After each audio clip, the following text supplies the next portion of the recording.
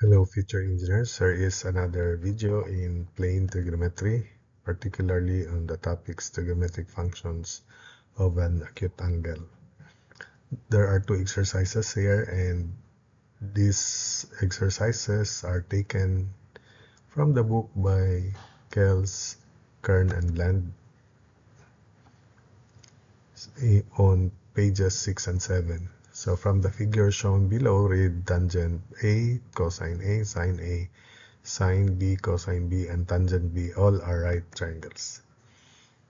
So for triangle 1, sine of A is opposite over, tangent of A is opposite over adjacent. So tangent A is 3/4. Then cosine of A is adjacent side of A, 4 over hypotenuse 5, so 4 over 5. Then sine of A is opposite over hypotenuse of A, so 3 over 5. Sine of B is equal to opposite of B, 4 over hypotenuse 5, so 4 over 5.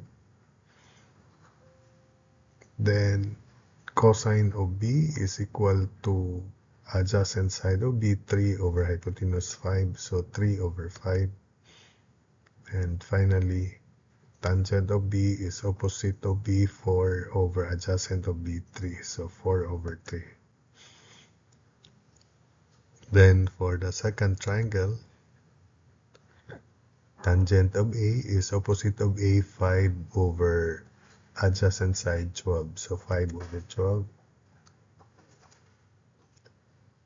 Cosine of A is adjacent side 12 over hypotenuse 13, so 12 over 13. Then sine of A is opposite 5 over hypotenuse 13.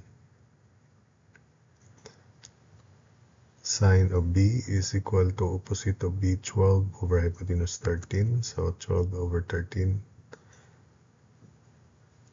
Cosine of B is adjacent side of B, 5 over hypotenuse 13, so 5 over 13.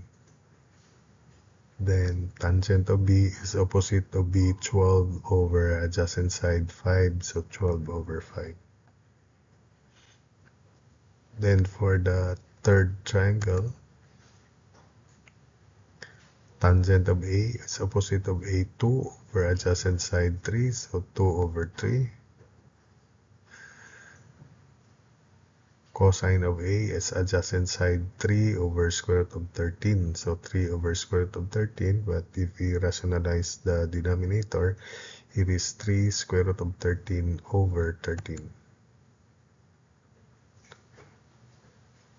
Then sine A is opposite side of A, 2 over square root of 13. By rationalizing the denominator, it is 2 square root of 13 over 13. Then sine of B is equal to opposite 3 over hypotenuse square root of 13. By rationalizing the denominator, it is 3 square root of 13 over 13. Cosine of B is equal to adjacent side of B, 2 over hypotenuse square root of 13. By rationalizing the denominator, it is 2 square root of 13 over 13. Then tangent of B is opposite of B, 3 over adjacent side 2, so 3 over 2. Grabe mga F ba? Ito na sa ASED 720, nandun na ba? For the Linear. second problem, Units ulit siya. from the figure shown below, compute the missing length of side and then read sine A, cosine of A, and tangent of A from each right triangle. So there are 3 triangles again. So use Pythagoras theorem to solve for the missing side h. I'll call this for the first triangle h the hypotenuse. So hypotenuse square equals 7 square plus 24 square for the first triangle. So h square equals 7 square plus 24 square. So h is plus minus 25, but h is 25. So having known the hypotenuse 25, then sine of A is opposite 7 over hypotenuse, so 7 over 25. Then cosine of A is adjacent side 24 over hypotenuse 25, so 24 over 25. Tangent of A is opposite 7 over 24. Then for the second triangle, hypotenuse is square root of 10, so square root of 10 square equals x square plus 1 square. But x is positive, so x is square root of 10 minus 1, so square root of 9, so x is 3. So therefore, sine of A is 1 over square root of 10, rationalizing the denominator, so it is square root of 10 over 10. Cosine of A is adjacent side of AX over square root of 10, so 3 over square root of 10, rationalizing the denominator, so it is 3 square root of 10 over 10.